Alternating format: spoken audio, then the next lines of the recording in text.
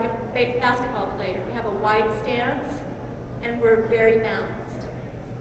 So then, when I'm in my saddle, I want to roll my shoulders back, and I want to keep my core engaged. And this, having a strong core is very important for horsemanship.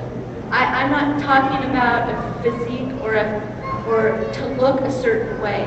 We just want to be fit because it will help us communicate with our horse. So I want to get tall in the saddle, and I want to sink in the saddle. So this is the yoga part. It's like taffy.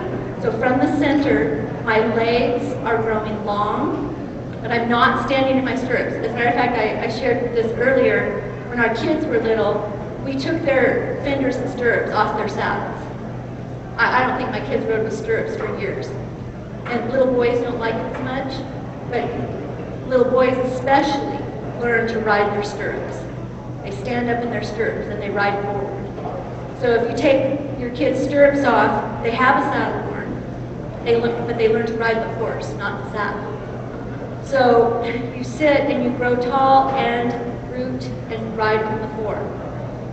The other thing that can ensure good horsemanship and success with your horse is to keep your hands in front of your saddle horn. If your reins get long and your hands get behind your saddle horn, you're out of balance, physically, and you're out of control. So I ride with long reins, but I'm really good at getting short if I need to. And I don't ride a horse with long reins that I don't trust. I keep my reins and my hands in front. Now this is a long rein.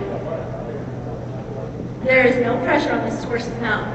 All I have to do is close my fingers. My hands didn't move. I closed my fingers and it had an effect. And you didn't see my body move. I'm in balance. And I'm ready. I'm ready to do whatever. When I want to go somewhere, I stay balanced and I twist from the core. I don't lean into turns. And you see people, the other thing, little trick, if you're going to ride with two hands, if your horse doesn't neck rein, or even if he doesn't, you ride with split reins and you want to ride with two hands.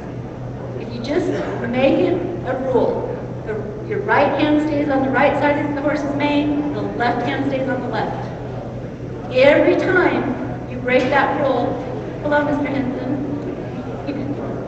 So every time you break that rule, and watch. So I always want to keep my elbows soft when I ride, and my hands in front of the saddle horn. If my left hand, if I'm going to turn toward Roger, and my left hand comes over, my left arm gets straight, my hand comes down to my knee, and where's my upper body? I'm out of balance. But here, my elbow stays in at my side, my elbow is soft, I look at Roger, and I just twist from the core. And it doesn't matter how fast this horse turns, I'm not going off. But if your reins are too long, people's hands get back. And I said this earlier, if you were already here, you heard this. I don't have sponsors, but I do some stuff with Wrangler. These for women are the best jeans made. These are the Wrangler Q babies. They have a little stretch, and they're high enough that you can tuck your shirt in, so you don't see your, they're good. But when I'm riding and my reins are too long and my hand gets back by my Wrangler W's, where is my body? Now I can monkey up and stay centered, but then what am I doing? I'm kicking the horse and I'm asking him to keep going. So how you ride with your reins is so important. And again, I'm thinking about my job and what I want to do. I'm going to get this rope down. I want to rope. I can't rope when I'm riding and my hands are back here. I have no control. If I'm going to dally, my hands are going to be up here.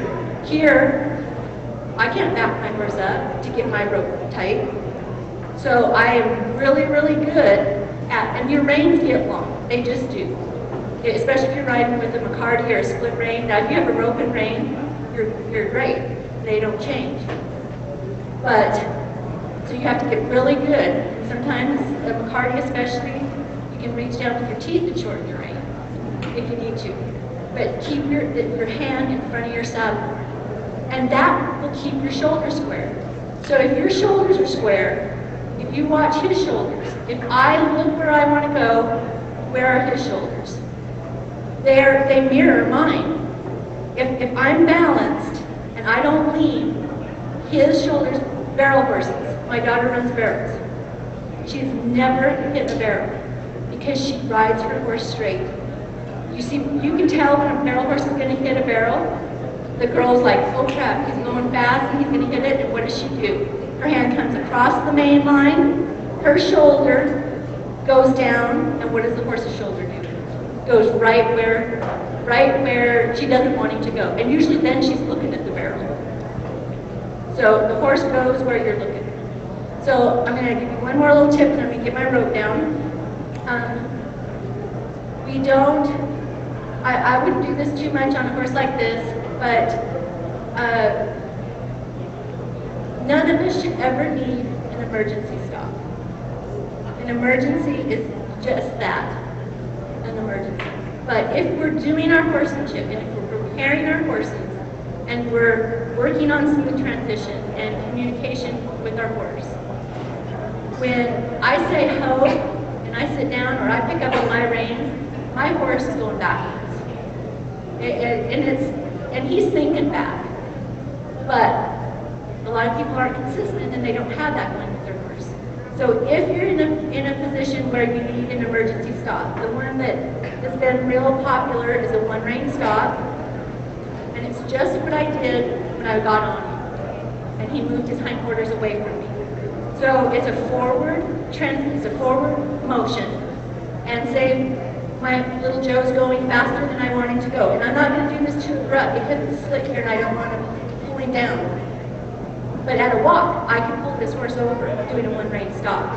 So it would be, first of all, if the horse is going, okay, I have to back up.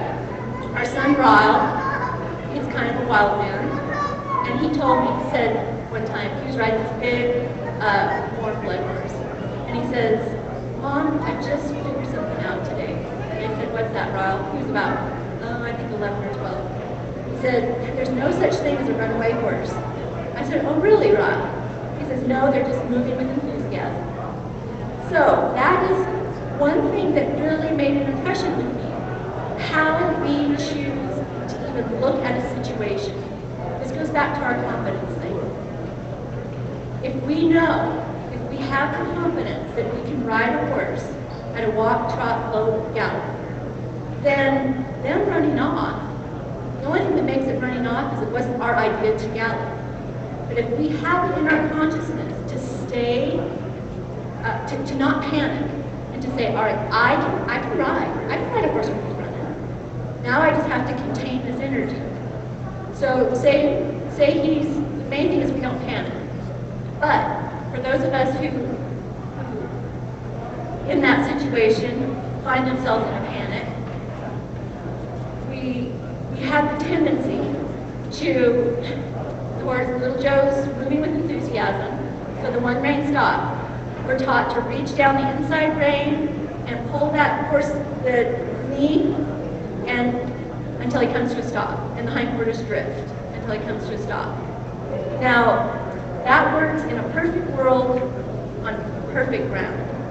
But do that on ice, in trees, on a side hill. It don't work. I mean, it just doesn't. And most people it doesn't work for because we're scared. So little Joe's moving with enthusiasm, and all of a sudden, and usually my reins are too long. The reason he ran off is we were late. We weren't practicing vitamin C in the first place. We didn't see him getting scared or what was spooking him. So our reins are too long. So now we're scared. Little Joe's moving with enthusiasm, and my reins are too long, and now where is my balance? So if I don't pull him over, I probably go off.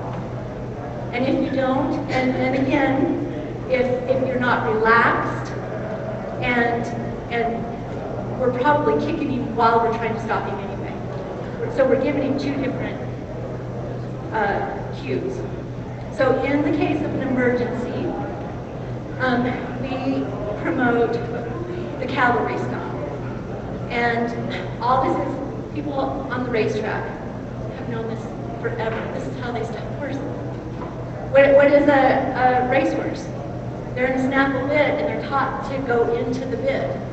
So pulling back only makes them go faster. So pulling back is no whoa.